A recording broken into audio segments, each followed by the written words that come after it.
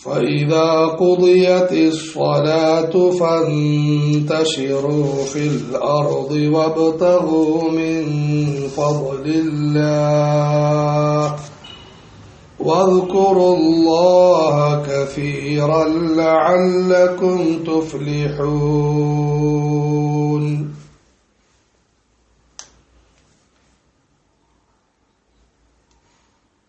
അവസാന കാലത്ത് പടച്ചവൻ ഇന്ത്യ മഹാരാജ്യത്തെ പ്രത്യേകമായി അനുഗ്രഹിച്ചു. ഇവിടെ വലിയ വലിയ മഹത്തുക്കളുണ്ടായി. അതിൽ പ്രധാനപ്പെട്ടൊരു മഹാപുരുഷനാണ് മഹാനായ സുൽത്താനുൽ ഔലിയ ഹസ്രത്ത് നിസാമുദ്ദീൻ റഹ്മത്തുള്ളാഹി അലൈഹി. മഹാനവറുകൾക്ക് ശേഷവും ഒരു ഭാഗത്ത് ദീനിന്റെ ആവശ്യകത നിലനിൽക്കുകയും മറുഭാഗത്ത് പടച്ചവൻ നല്ല നല്ല വ്യക്തികളെ തയ്യാറാക്കിക്കൊണ്ടിരിക്കുകയും ചെയ്തു. അതിൽ വളരെ പ്രധാനപ്പെട്ടൊരു മഹാനാണ് ബീഹാറിൽ ഉദയം ചെയ്ത് വലിയ നന്മകൾക്ക് കാരണമായ ഷേഖ് ഷറഫുദ്ദീൻ യഹ്യ മുൻയരി റഹ്മത്തുള്ളാഹി അലൈഹി. ദീനിയായ കാര്യങ്ങൾ ആഴത്തിൽ പഠിക്കുകയും ആത്മസംസ്കരണം ശ്രദ്ധിക്കുകയും ചെയ്ത മഹാനവറുകളും പ്രബോധനത്തിന്റെയും വിജ്ഞാനത്തിന്റെയും സംസ്കരണത്തിന്റെയും പരിശ്രമങ്ങൾ ആരംഭിച്ചു. രണ്ട് കാര്യങ്ങളാണ് പ്രധാനമായും ജനങ്ങളോട് സന്ദേശിച്ചത്: അല്ലാഹുവിനെ അറിയുക, പടച്ചവനെ ആരാധിക്കുക, അടിമകളെ അറിയുക, എല്ലാവരെയും ആദരിക്കുക. വളരെ ഉയർന്ന പ്രഭാഷണങ്ങളും കത്തുകളും മഹാനവറുകൾ ലോകത്തിന് സംഭാവന ചെയ്തു. അദ്ദേഹത്തിന്റെ വചനങ്ങൾ ഇന്നും നല്ല ചിന്തയുള്ള മനുഷ്യരുടെ മനസ്സുകൾ നന്നാക്കാൻ പര്യാപ്തമാണ്. അല്ലാമ സയ്യിദ് അബുൽ ഹസൻ അലി നദ്വി റഹ്മഹുല്ലാ താരീഖ് ദഅവത്ത് അസീമത്ത് എന്ന ഗ്രന്ഥത്തിന്റെ മൂന്നാം ഭാഗത്തിൽ ഹദ്റത്ത് നിസാമുദ്ദീൻ ഔലിയായെ കുറിച്ചും ഷെയ്ഖ് ഷറഫുദ്ദീൻ യഹ്യ മുൻജരി റഹ്മത്തുള്ളാഹി അലൈഹിയെ കുറിച്ചും വിശദമായി പരാമർശിക്കുന്നുണ്ട്. വലിയ മഹാനായിരുന്നു, ധാരാളം നന്മകളുണ്ടായി. ദുആയിരക്കൻ ഈ രണ്ട് മഹത്തുക്കളെ പറ്റിയുമുള്ള രചന തയ്യാറാക്കിക്കൊണ്ടിരിക്കുന്ന പടച്ചവനെ എളുപ്പമാക്കുമാറാകട്ടെ. വലിയ നന്മകളുണ്ടായി. ഫിർദൗസി എന്ന് പറയുന്ന ഒരു മഹത്തായ ആത്മസംസ്കരണത്തിന്റെ പരമ്പരയ്ക്ക് ഈ മഹാൻ കാരണമായി. വലിയ നന്മകളുണ്ടായി. മഹാനവറുകൾ ഈ ലോകത്തു നിന്നും വിട പറഞ്ഞു. ഇന്ത്യ രാജ്യം ഇവിടെ നൂറ്റാണ്ടുകളായി പടച്ചവന്റെ വലിയ അനുഗ്രഹത്താൽ മുസ്ലിമീങ്ങളുടെ ഭരണം നടക്കുകയായിരുന്നു.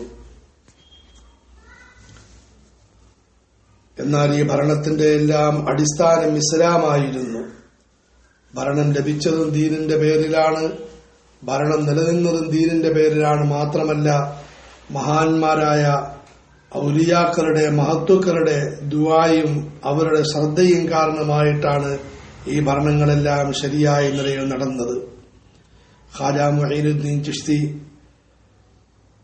ഖാജ ഖുതുബുദ്ദീൻ ബഖ്തിയാർ കാക്കി, ഹസ്രത്ത് നിസാമുദ്ദീൻ ഔലിയ എന്നീ മഹാന്മാരുടെ പ്രത്യേകമായ ദുആയും ശിക്ഷണവും ഈ ഭരണങ്ങൾ നിലനിൽക്കുന്നതിനും അത് മുമ്പോട്ട് നീങ്ങുന്നതിനും വലിയ കാരണമായി. അതുകൊണ്ട് തന്നെ ഭരണകൂടവും ഭരിക്കുന്ന ആളുകളും ഈ യാഥാർത്ഥ്യം പൊതുവിൽ തിരിച്ചറിഞ്ഞ് കഴിവിന്റെ പരമാവധി ദീനുമായി ബന്ധപ്പെട്ട് നീങ്ങാൻ പരിശ്രമിച്ചിരുന്നു.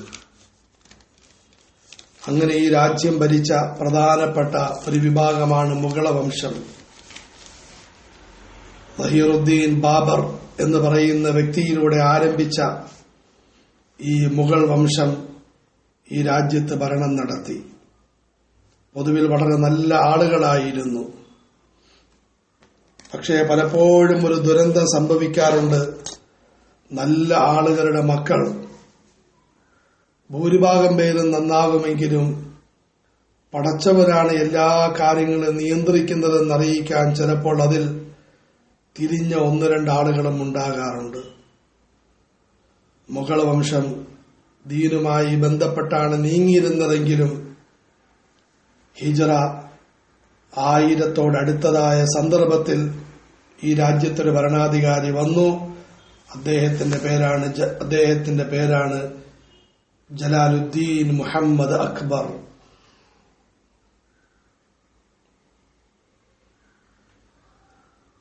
വലിയ അറിവൊന്നും ഇല്ലാതിരുന്ന വ്യക്തി, പക്ഷേ തുടക്കത്തിൽ മതഭക്തനായിട്ടാണ് വളർന്നു വന്നത്. മസ്ജിദുമായി ബന്ധമായിരുന്നു, മസ്ജിദുകൾ സേവിക്കുമായിരുന്നു, തൂത്തുവൃത്തിയാക്കുമായിരുന്നു. എന്നാൽ ഭരണാധികാരം ലഭിച്ച അദ്ദേഹത്തിന് 2 ദുരന്തങ്ങൾ സംഭവിച്ചു. ഒന്ന്, മോശപ്പെട്ട ആളുകളുമായി ബന്ധം വന്നു. 2, മോശപ്പെട്ട ആളുകൾ അദ്ദേഹവുമായി ബന്ധപ്പെടുകയും ചെയ്തു. എത്ര നല്ല ആളുകളും നശിക്കുന്ന 2 പ്രധാനപ്പെട്ട ദുർഗുണങ്ങളാണ്. അല്ലാഹു നമ്മളെ കാക്കുമാറാകട്ടെ. മോശപ്പെട്ടവരിലേക്ക് നമുക്ക് ആഗ്രഹം വരൽ, മോശപ്പെട്ടവർക്ക് നമ്മളിൽ ആഗ്രഹം വരൽ, പിന്നെ പിടിച്ചു നിൽക്കാൻ വലിയ ബുദ്ധിമുട്ടായിരിക്കും. ഒരു ഭാഗത്ത് ഇയാൾക്ക് മോശപ്പെട്ടവരിലേക്ക് താല്പര്യം വന്നു. ദുഷിച്ച പണ്ഡിതന്മാർ, തർക്കങ്ങളുമായി ബന്ധപ്പെട്ടവർ, പേരും പെരുമയും ആഗ്രഹിക്കുന്നവർ, ഇയാൾക്കും അവരോട് ആഗ്രഹം വന്നു, അവർക്കും ഇയാളോട് ആഗ്രഹം വന്നു.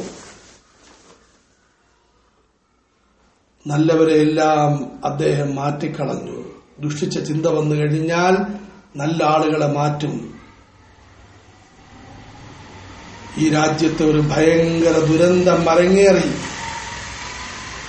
നാം ഇന്ന് ജീവിച്ചിരിക്കുന്ന ഈ കാലഘട്ടത്തിൽ വലിയൊരു പ്രശ്നം ഇന്ത്യ രാജ്യത്ത് നടത്താൻ ചിലർ അക്ബറിന്റെ ജീവിതത്തെ മുമ്പിൽ വെച്ചുകൊണ്ട് പരിശ്രമിക്കുകയാണ്. ഏക സിവിൽ കോഡ് എന്ന് പറയുന്നൊരു മനോഹരമായ വാചകം പേര് പറഞ്ഞ് എല്ലാവർക്കും ഒരു നല്ല നിയമം കൊണ്ടുവരിക, എല്ലാ മതങ്ങളിൽ നിന്നും തത്വങ്ങളിൽ നിന്നും നല്ല ഒരു കുടുംബ വ്യവസ്ഥിതി കൊണ്ടുവരിക, പൊതു നിയമം കൊണ്ടുവരിക. കേൾക്കാൻ വലിയ രസമാണ്.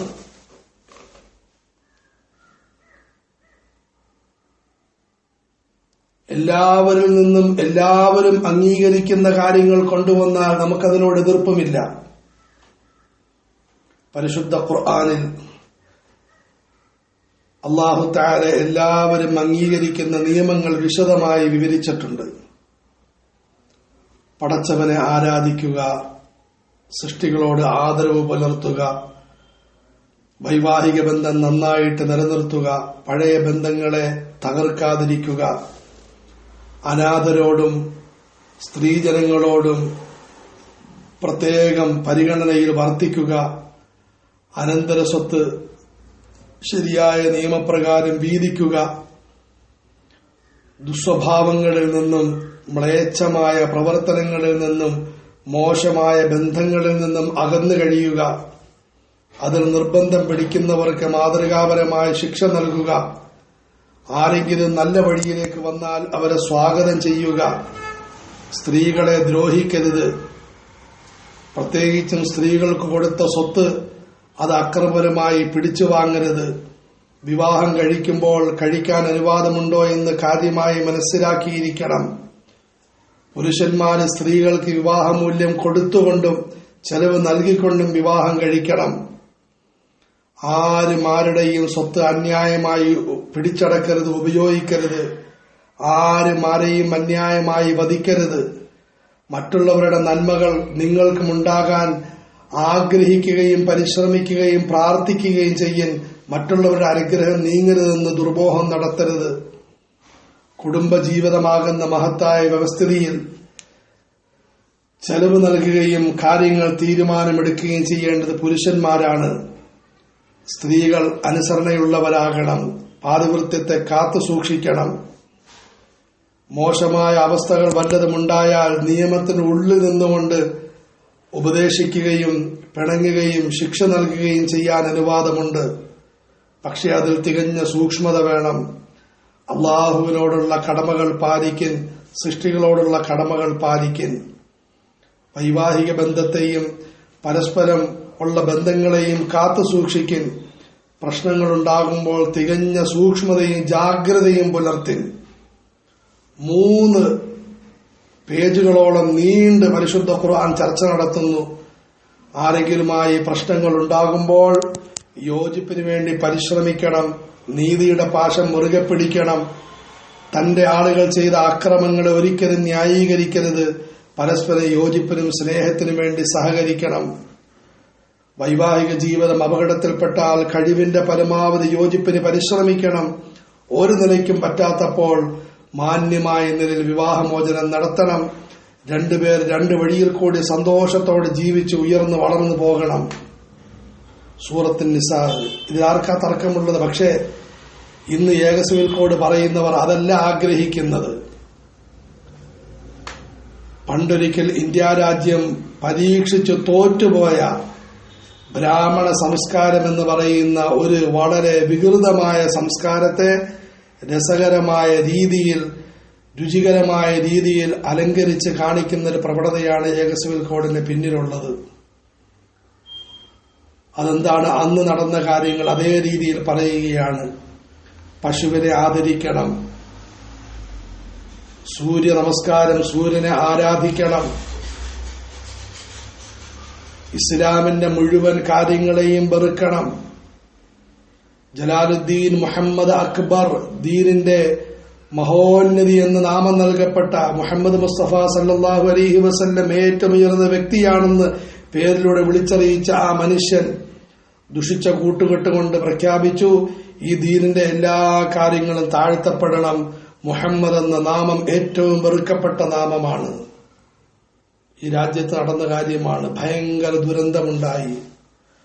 വല്ലാത്ത അപകടത്തിലേക്ക് രാജ്യം നീങ്ങി. ഈ രാജ്യം മാത്രമല്ല, മുസ്ലിം ലോകം നീങ്ങി. പക്ഷെ അള്ളാഹുവിന് ആകാശത്തും ഭൂമിയിലും വലിയ പോരാളികളുണ്ട്. വലില്ലാഹി ജുനൂദു സമാവാതി വല്ലർദ്. അള്ളാഹുവിന്റെ നല്ല ദാസന്മാർ കാര്യമായി ചിന്തിക്കുകയും ദുആയിരക്കുകയും പരിശ്രമിക്കുകയും ചെയ്തു. ആ വിഷയത്തിൽ പടച്ചവൻ വലിയ തൗഫീഖ് നൽകിയ മഹാനാണ്. സർഹിന്ദ് എന്ന് പറയുന്ന ഉത്തരേന്ത്യയിലെ ഒരു പാവപ്പെട്ട ഗ്രാമത്തിൽ ചെറിയൊരു മസ്ജിദിൽ കീറിയ പായയിൽ ഇരുന്ന ഒരു വലിയ മഹാൻ, ഷെയ്ഖ് അഹമ്മദ് സർഹിന്ദി മുജദ്ദിദ് അൽ ഫസാനി എന്ന് പറയുന്ന മഹാൻ. അദ്ദേഹം ഈ അവസ്ഥയിൽ പരാജയപ്പെട്ട് പിന്മാറുന്നതിന് പകരം പരിശ്രമം ആരംഭിച്ചു. അല്ലാഹു തആല പരിശ്രമത്തിന് വലിയ വിജയം നൽകി. അക്ബറിന് മാറ്റമുണ്ടായില്ലയോ അല്ലാഹു അഅലം. അക്ബറിന് ശേഷം വന്ന ജഹാംഗീറിന്, ശേഷം ഷാജഹാന് മാറ്റമുണ്ടായി. പിന്നീട് വന്ന അതേ പീഠത്തിൽ വന്ന മഹാനാണ് മുഹിയുദ്ദീൻ ഔറംഗസീബ് ആലംഗീർ റഹ്മത്തുള്ളാഹി അലൈഹി. ഏതൊരു അക്ബറാണോ ദീനിനെ തകർക്കാനും നന്മകൾ ഇല്ലാതാക്കാനും ഈ രാജ്യത്തെ കുട്ടിച്ചോറാക്കാനും കൂട്ടുനിന്നത്, അദ്ദേഹത്തിന്റെ പിൻഗാമിയായി അള്ളാഹുവിന്റെ വലിയൊരു മഹാൻ, ഇസ്ലാമിനോടും ദീനിനോടും മാത്രമല്ല, മുസ്ലിമീങ്ങളോടും മാത്രമല്ല, അമുസ്ലിമീങ്ങളോടും വലിയ ഔദാര്യം ചെയ്ത, വളരെ നല്ല നിലയിൽ വർത്തിച്ച സുൽത്താൻ മുഹീദ്ദീൻ ഔറംഗസീബ് ആലംഗീർ വന്നു ഈ മഹാന്മാരുടെ പരിശ്രമത്തിലൂടെ. ആദ്യം ആ മഹാന്മാരുടെ പരിശ്രമത്തെ പറ്റി ഇൻഷാ അല്ലാഹ് ചെറിയ നിലയിൽ വിവരിക്കും. അതിനുശേഷം ഈ മുഹീദ്ദീൻ ഔറംഗസീബിനെ പറ്റിയും ചെറിയ നിലയിൽ വിവരിക്കും. നമ്മളുടെ ഈ ദീൻ വന്ന മഹത്തായ പരമ്പരയെ പറ്റിയാണ് പറയപ്പെടുന്നത്. റഹ്മാന്റെ അനുഗ്രഹങ്ങൾ, ഐശ്വര്യങ്ങൾ ഈ മഹാന്മാരുടെ മേലെല്ലാം വർഷിക്കുമാറാകട്ടെ. നമ്മളും ഇതിലൂടെ വലിയ പാഠം പഠിച്ച് ആ മഹാന്മാരുടെ മാർഗം സ്വീകരിക്കണം. വെറുതെ അവരുടെ കഥകൾ പറഞ്ഞവരെ വാഴ്ത്തൽ മാത്രമല്ല വിഷയം, മറിച്ച് ഇന്നത്തെ സാഹചര്യവുമായി ബന്ധമുള്ളതാണ്. നമ്മളും കാര്യങ്ങൾ മനസ്സിലാക്കി നമ്മളെ കൊണ്ട് കഴിയുന്ന നിലയിൽ പരിശ്രമങ്ങൾ നടത്തണം. അല്ലാഹു നമുക്കെല്ലാവർക്കും തൗഫീഖ് നൽകുമാറാകട്ടെ.